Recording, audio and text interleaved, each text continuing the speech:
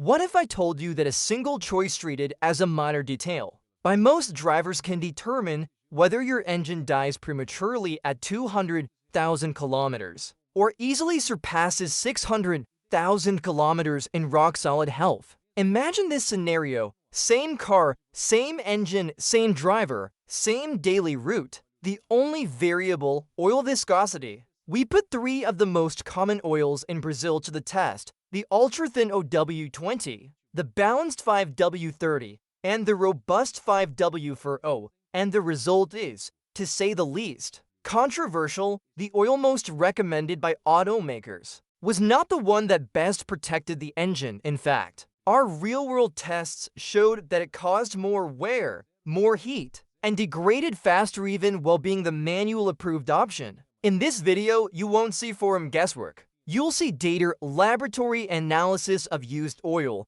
temperature behavior, wear metal measurements, and the truth about long-term protection. By the end, you'll know exactly which oil offers the best protection and which one quietly sacrifices your engine's lifespan in exchange for a few tenths of a point in fuel consumption and emissions tests. Stay until the end because the results surprised even the most experienced mechanics. 1. The battlefield. Why this debate matters in Brazil. The discussion about engine oil is almost a religion. On one side, those who defend thin oil as synonymous with technology. On the other, those who swear that thicker oil is the salvation for any engine. In the middle, the chorus repeats, just follow what the manual says. The problem is that few people understand who the manual is written for. It does not aim for maximum vehicle longevity. It is designed to meet fuel consumption, emissions, noise, and environmental regulations within the warranty period. It was not designed for the chaotic traffic of our cities,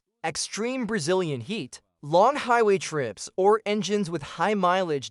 So instead of debating theory, we went into practice and let the facts speak for themselves. 2. The heart of the test. Our Engineto ensure a fair and unbiased test. We used a modern engine representative of most cars on Brazilian roads, a naturally aspirated four-cylinder with direct injection and tight factory tolerances. The engine was subjected to realistic mixed use, heavy urban traffic, and highway driving. In every phase, fuel, filters, and oil change intervals were identical. The only thing that changed was the oil. Phase 1, OW20 synthetic. Phase 2, 5W30 synthetic. Phase 3, 5W40 synthetic. Each oil ran for approximately 12,000 kilometers with constant temperature monitoring, laboratory analysis of used oil, and visual inspection of internal components. 0 marketing, 100% results.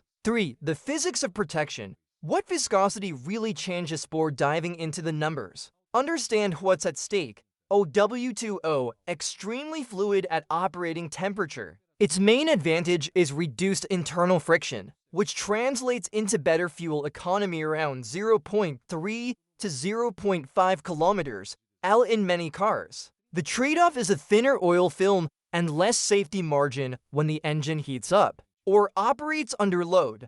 5W30 considered the ideal middle ground. It offers excellent cold start flow while creating a stronger, more resistant lubricating film at high temperatures. Historically, it represents the balance between efficiency and durability.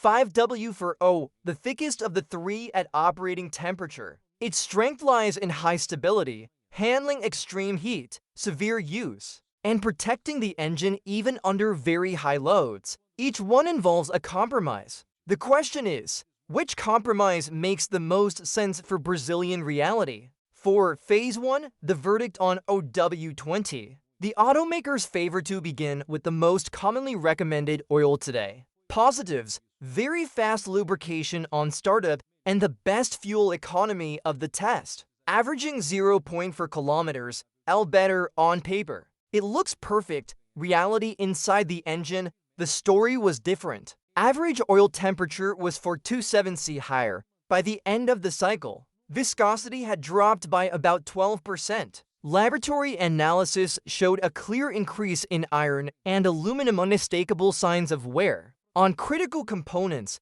It won't destroy the engine overnight, but it is slow, constant wear. During inspection, early varnish formation and accelerated oil darkening were already visible. Mechanics' conclusion: OW20 works, but at the edge of safety, it does not forgive excessive heat, heavy traffic, or a driver who pushes the car harder. 5. Phase 2. The balance of 5W30 and the drop in whirlwind. We switched to 5W30. Keeping all other conditions identical, the difference was immediate. Average oil temperature dropped by 3 to 5 C. Viscosity loss over the same interval was below 5%. Most impressive of all, where metal levels fell by 35% to 40%, confirmed by laboratory analysis. Internally, components were visibly cleaner, with a more consistent oil film, and fuel consumption? The loss was minimal, about 0.2 kilometers,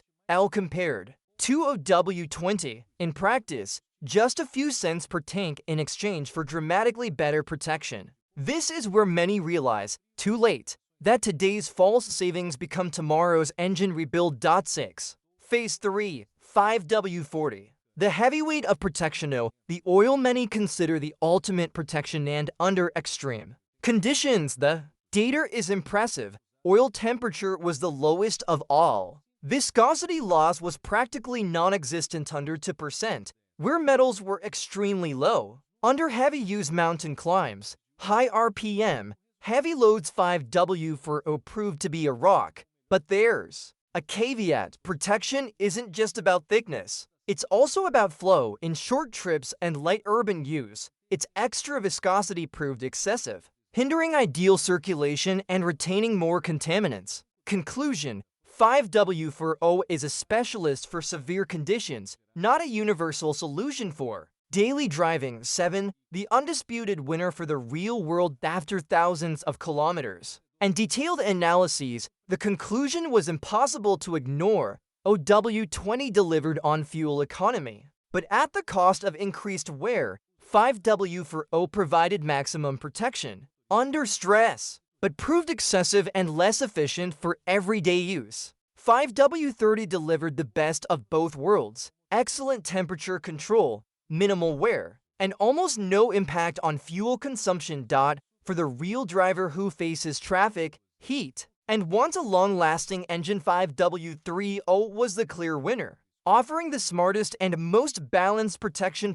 8. The secret: automakers don't advertise. Many engines now recommended for OW20 were originally designed and tested with 5W30. The shift to thinner oils didn't happen because engines suddenly needed less protection, but due to pressure from fuel economy and emissions regulations. The same engine block may use OW20 in one market and 5W30 or even 5W40 in another. Marketing priorities change, but metal protection requirements remain the same. 9. So, which oil should you use? Straight and to the point, use OW20 if you drive very little, take extremely short trips, live in a mild climate, and change oil religiously, prioritizing maximum fuel economy. Use 5W30 if you're like most drivers, you want maximum engine lifespan, face traffic, drive on highways, live in hot regions,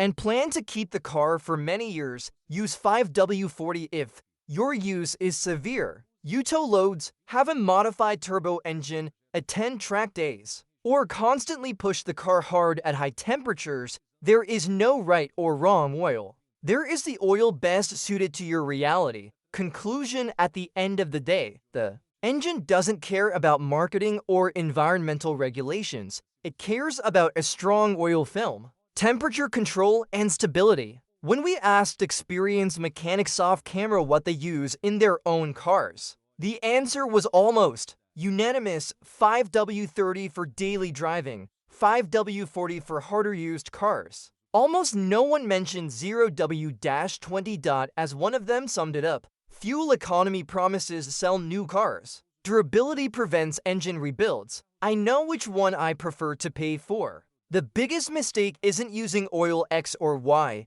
It's never questioning whether the standard recommendation is truly the best one for you. And now the question is yours. Which oil do you use in your car and why?